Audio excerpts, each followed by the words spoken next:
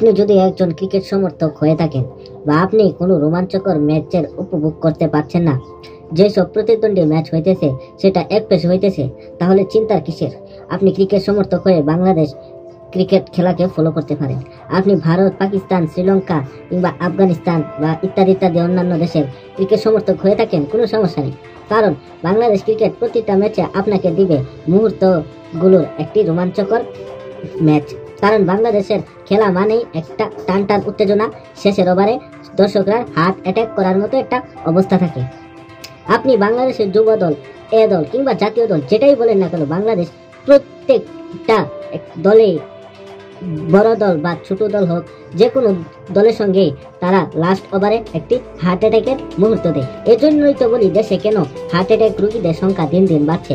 এই যে বাংলাদেশে ক্রিকেট খেলা দেখতেছে, বাংলাদেশে ক্রিকেট খেলা ফলো করার কারণে দিন দিন এদেশে হার্ট অ্যাটাক রোগীদের সংখ্যা বেড়েই চলেছে। বাংলাদেশের ক্রিকেট ছোট দল হোক কিংবা বড় দল, সবগুলো দলের সঙ্গে একটা বিষয় লক্ষ্য করছি, এশিয়া কাপ কিংবা বিশ্বকাপের মতো মঞ্চে একটি হাই ভোল্টেজ মুহূর্ত অবশ্যই এদেশের সমর্থকদের উপহার দেয়। হয়তো ম্যাচটি লজ্জাজনকভাবে হারে, যার জন্য এদেশের সমর্থকরাও খুবই ক্ষুব্ধ প্রকাশ করে দেশের ক্রিকেটারদের উপর।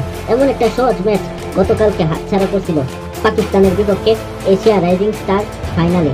আমরা সবাই আশাবাদী ছিলাম, কারণ সেমিফাইনালে ভারতের মতো শক্তিশালী দলকে হারিয়ে এদেশের সমর্থকরা এক্সাইটেড ছিল যে ফাইনালে এবার পাকিস্তানকেও হারিয়ে দেবে। কিন্তু একটা বিষয় তো লক্ষ্য করবেন, এটা তো বাংলাদেশ দল, তারা সবসময় এশিয়া কাপ কিংবা বিশ্বকাপের কাছাকাছি গিয়ে ফিরে এসে তৈরি দেবে, যেটা তাদের বদভ্যাস। বিগত 25 বছর ধরে বাংলাদেশের ক্রিকেটের এমন করুণ অবস্থা লক্ষ্য করে আসতেছে, বা অনেক আবেগী ক্রিকেট সমর্থকরা এটা আগে ভবিষ্যৎবাণী করে দিয়েছে যে পাকিস্তানের সঙ্গে টিকতে পারবে না।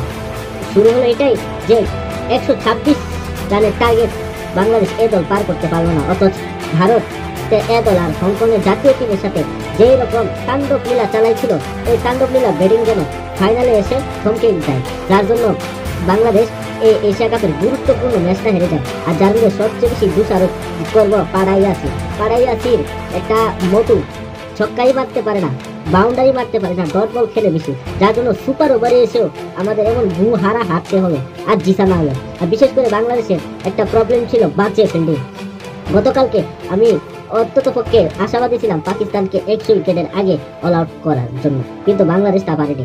আমি ফলটা ঠিকই হয়েছে, 100 উইকেটের 126 রান যখন টার্গেট দিচ্ছে, তখনই বাংলাদেশের নিয়মিত উইকেট পড়া শুরু করছে।